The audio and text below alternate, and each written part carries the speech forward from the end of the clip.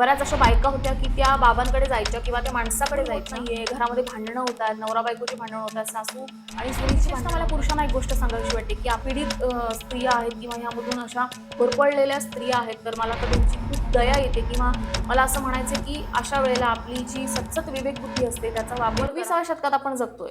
विज्ञान आणि तंत्रज्ञान इतक्या वेगाने पुढे गेलेलं आहे, तरी पण खूप असे लोक आहेत जे अजूनही बाबांच्या दरबारात का जात आहेत. आज सोशल मीडियावर असे बरेच व्हिडिओ व्हायरल होत आहेत आणि सोशल मीडियाकडूनच बऱ्याच लोकांपर्यंत ही माहिती पोहोचत आहे. तर काही लोक आहेत ते याचं समर्थन करतात आणि काही लोक आहेत ते यावर टीका करतात.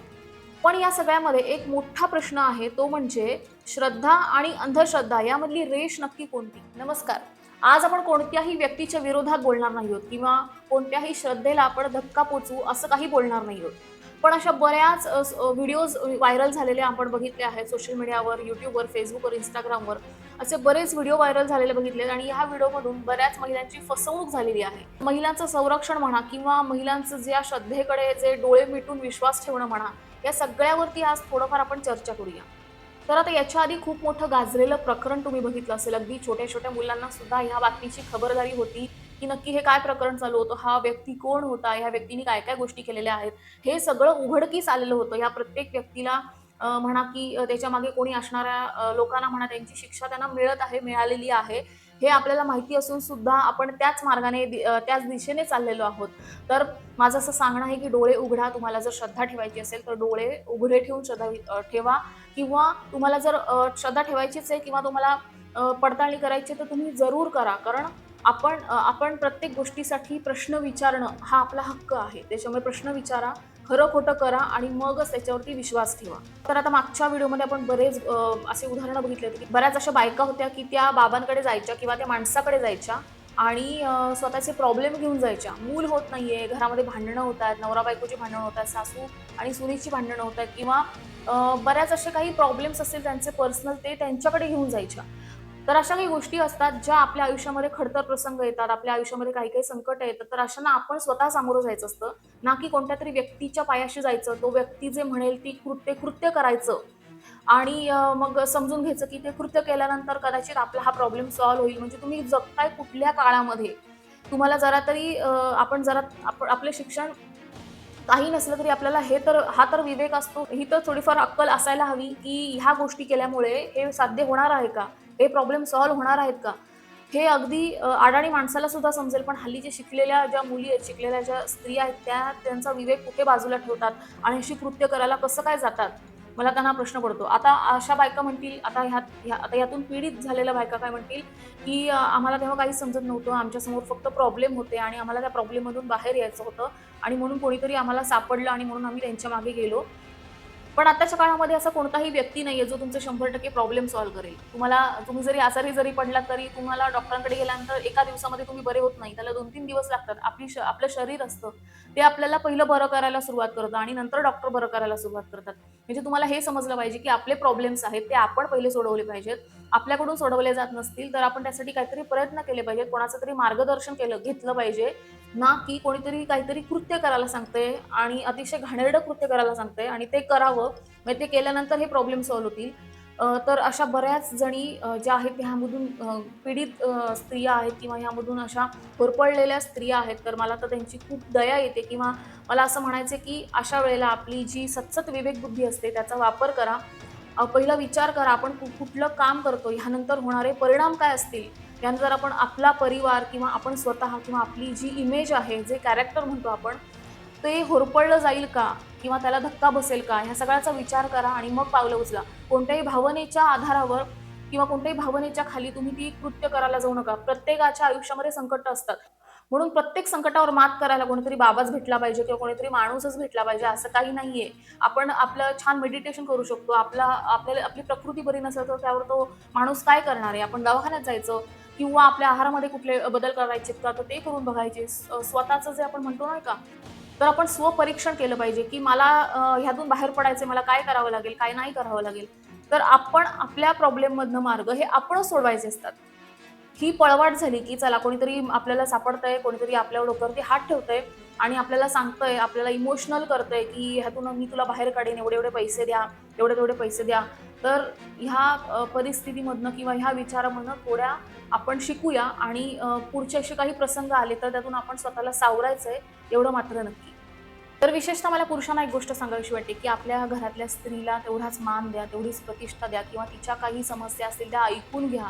जर आपल्या घरातले कोणी आपल्या समस्या ऐकत नसतील, आपल्या गोष्टी ऐकत नसतील, तर अर्थात त्या स्त्रिया कुठेतरी वाव बाहेर शोधणार, की माझं माझं कोणीतरी बाहेर आहे जाऊन ऐकतंय का?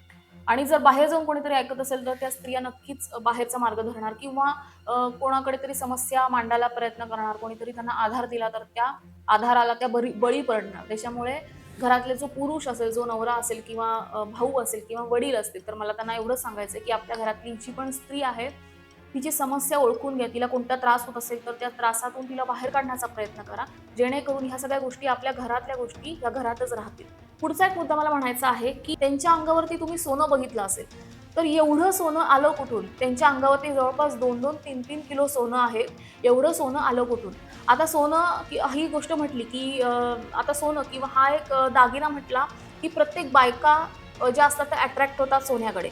मग असं सोनं घालून ते स्वतःला गुरु मानतात का? असं सोनं घालून किंवा अशा काही प्रकारच्या त्यांना आशीर्वाद देऊन किंवा मी तुमच्या पाठीशी आहे, कोणती संकट आहेत ती माझ्यासमोर मांडा, मी त्या संकटांचं निर्मूलन करेन, असं काही सांगून ते जर देव होत असेल, ते जर संत होत असतील, तर आतापर्यंत आपले असे खूप सारे संत होऊन गेलेले आहेत. मग ते का नाही सोनं घालून आपल्याला आशीर्वाद देत फिरले? असे खूप साऱ्या संतांची उदाहरणं आपल्या समोर आहेत. तर जसं म्हणायला गेलं तर संत गाडगेबाबा यांनी तर हे तर हातात झाडू घेऊन स्वच्छता यंत्रणा त्यांनी मोहीम सुरू केली होती आणि त्या कारणामुळे ते संत झाले. ते खूप महान व्यक्ती झाले.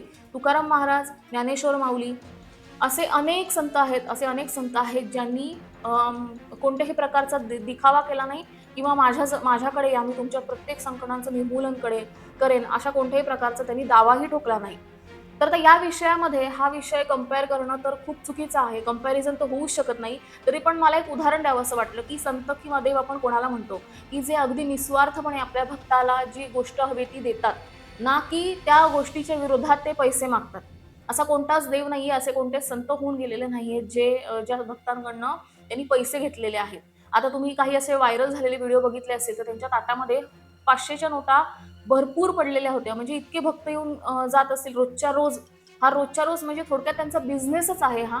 त्या भक्तीच्या नावाखातर हा तो बिझनेस ते चालवत आहेत. जसं आपण पूर्वीपासून एक म्हण ऐकत आलेलो आहोत, की चमकणारं सगळं सोनं नसतं. मग आता काही असे व्हिडिओ आहेत जे मी म्हणत नाही की सगळेच लोकं वाईट आहेत ह्यामध्ये आलेले. सगळेच बाबा वगैरे असे सगळेच भोंदू बाबा आहेत असं मला म्हणायचं नाहीये. आणि व्हिडिओ व्हायरल व्हायला 1 तास सुद्धा लागत नाही. एका तासामध्ये व्हिडिओ लाखोपर्यंत व्ह्यूज घेतात. म्हणजे एका व्हिडिओला जर लाख व्ह्यूज आले, 2 लाख व्ह्यूज आले, 10 लाख व्ह्यूज आले, म्हणजे ती व्यक्ती किंवा त्या व्हिडिओमधली जी सांगितलेली गोष्ट आहे ती 100% खरी असते असं नाहीये. व्हिडिओ व्हायरल व्हायला बरीचशी कारणं असतात. गोष्ट ट्रेंडिंगला आली, गोष्ट कुठली चर्चेतली आली, की ती गोष्ट व्हायरल होते. म्हणजे प्रत्येक व्हायरल झालेली गोष्ट ही खरीच असते असं नाहीये. त्याच्यामुळे डोळे मिटून विश्वास ठेवण्याच्या ऐवजी डोळे उघडा आणि त्या मार्गाला जाण्याच्या आधी आपण त्याची पडताळणी करा, की खरंच हे खरं आहे का? खरंच हे योग्य आहे का? हे इथे गेल्यानंतर आपल्याला कोणता दुष्परिणाम होणार नाहीये ना? याची खबरदारी घ्या आणि मगच पुढचं पाऊल उचला. तर मला हे सगळ्यांना सांगावसं वाटतंय, की तुम्ही श्रद्धा, तुमची भक्ती नक्कीच ठेवा.